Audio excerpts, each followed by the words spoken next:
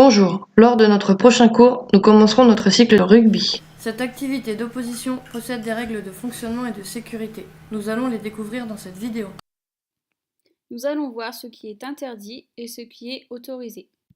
Nous allons maintenant définir ce qu'est l'activité rugby. Le rugby est un sport collectif de combat et d'évitement. Le but est de marquer plus que l'adversaire dans le respect des règles du jeu pour gagner. À travers le rugby, tu vas devoir coopérer avec tes partenaires. Tu vas également développer des qualités motrices comme par exemple la course, les passes, les plaquages. Pour jouer au rugby, tu vas devoir manipuler un ballon spécifique qui est ovale. Nous allons vous présenter 3 règles de fonctionnement. À chaque début de cours, on déterminera un chef de groupe par équipe. Il se chargera de distribuer les chasubles à chaque membre de son équipe.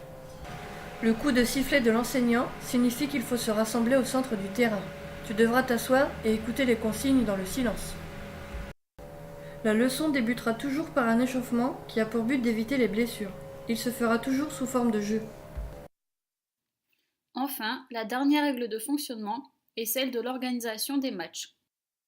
Lors des matchs, 2 équipes s'affrontent et 2 équipes arbitrent. Maintenant, nous allons vous présenter les différentes règles de sécurité qu'il faudra adopter durant le cours de rugby. Tu dois t'attacher les cheveux et enlever tes bijoux.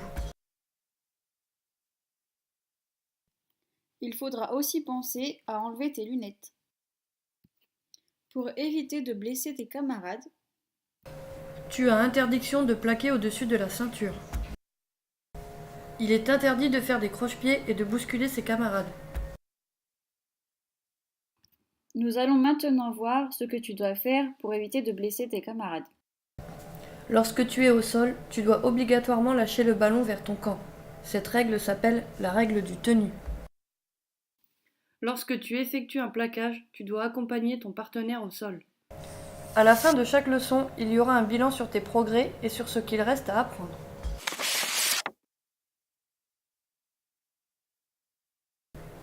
Tu vas manipuler le ballon et faire des passes en avant, en arrière et sur le côté, mais aussi accepter le contact avec le sol et tes partenaires.